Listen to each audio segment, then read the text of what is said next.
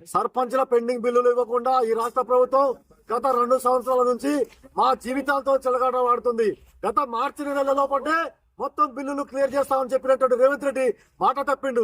ఇవాళ మేము సంక్షేమ పథకాలు అవి ఇవి అమలు చేస్తున్నామని చెప్తాడు, కానీ ఏ ఒక్కటి కూడా నిజం లేదు. ఇలా 6 గ్యారెంటీలు చెప్పి ఇలా చెప్తుండే కానీ ఏ ఒక్క హామీ కూడా అమలు కావాలంటే పరిస్థితి. కనీసం మా యొక్క పెండింగ్ బిల్లులు ఇవ్వండి అని చెప్పి ఇవాళ హైకోర్టు కూడా ఆయనకి మొట్టికాయలు వేసినా కూడా ఈ ప్రభుత్వానికి కనీసం సిగ్గు శరం లేకుండా ఇవాళ ఉన్నటువంటి ప్రభుత్వం ఉంది. కాబట్టి తక్షణమే ఇవాళ ఈ జిల్లాలో పట్ల ఇవాళ 5 మంత్రులు వస్తున్నారు. అయ్యా మీరు ఈ పాత బిల్లులు ఇవ్వకుండా మీరు కొత్త శంకుస్థాపన చేయడం ఎక్కడిది? మీకు డబ్బులు ఎక్కడి నుంచి వచ్చినాయి?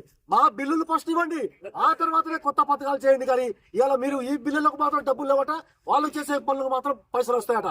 ఇలా 1000 రూపాయల కాంట్రాక్టర్లకు ఇలా డబ్బులు ఇస్తున్నారు. కానీ ఇలా చిన్న చిత్తగా వర్కులు చేసినటువంటి ఇవాళ 5 లక్షలు 10 లక్షలు పెండింగ్ ఉన్నటువంటి సర్పంచ్ల బిల్లులు ఇవ్వడానికి మాత్రం ఇలా ప్రభుత్వానికి ఇలా నోరు రావట్లేదు. కాబట్టి ఇప్పటికే ఇలా 10% అట 15% ఇవాళ కమిషన్ తీసుకొని ఇలా పెద్ద పెద్ద కాంట్రాక్టర్లకు ఇలా డబ్బులు ఇస్తున్నటువంటి పరిస్థితి ఉంది. కానీ సర్పంచ్లు ఇలా చాలా మంది ఆత్మహత్యలు చేసుకున్నారు. ఇలా అనేక మంది ఇలా పెద్ద ఎత్తున అప్పులు తీసుకొచ్చి ఈ జిల్లాలో పట్ల సర్పంచులు ఆత్మహత్య చేసుకున్నటువంటి పరిస్థితి ఉంది. కాబట్టి ఇప్పటికైనా సర్పంచ్ల పట్ల ఈ ప్రభుత్వం స్పందించాల్సిన అవసరం ఉంది. లేని ఏడల రాబోయే కాలంలో పట్ల ఈ ప్రభుత్వానికి పుట్టగతులు లేకుండా చేస్తాం. ఖచ్చితంగా రాబోయే ఎన్నికల్లో పట్ల ఈ ప్రభుత్వానికి చిత్తుగా ఓడిస్తాం. స్థానిక సంస్థల ఎన్నికల్ని కూడా ఖచ్చితంగా మేము అడ్డుకుంటూ అవసరమైతే ఎన్నికలను కూడా బహిష్కరించేటువంటి విధంగా చేస్తాం. అదే విధంగా లోకల్ సంబంధించినటువంటి ప్రజాప్రతినిధులు కూడా స్పందించాల్సిన అవసరం ఉంది. ఏ ఒక్కరు కూడా ఈ రోజు జిల్లాలో పట్ల పట్టించుకున్న దాఖలాలు. ఇది గిరిజన జిల్లా. ఈ జిల్లాలో పట్ల దాదాపుగా 300 మంది పైగా లంబాడి సర్పంచులు, దళిత సర్పంచులు, బీసీ సర్పంచులు ఉన్నారు.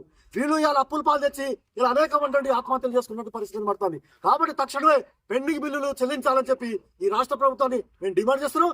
లేని ఏడల రాబోయే కాలం లోపల రేపు 18వ తారీఖున హైదరాబాద్ నగరం లోపల ఈ ప్రభుత్వాన్ని ఖచ్చితంగా నిలదీస్తాం. ఆ రోజు పెద్ద ఎత్తున రాష్ట్రం నడిబొట్టున పెద్ద ఎత్తున ధర్నా కార్యక్రమం ఉంది.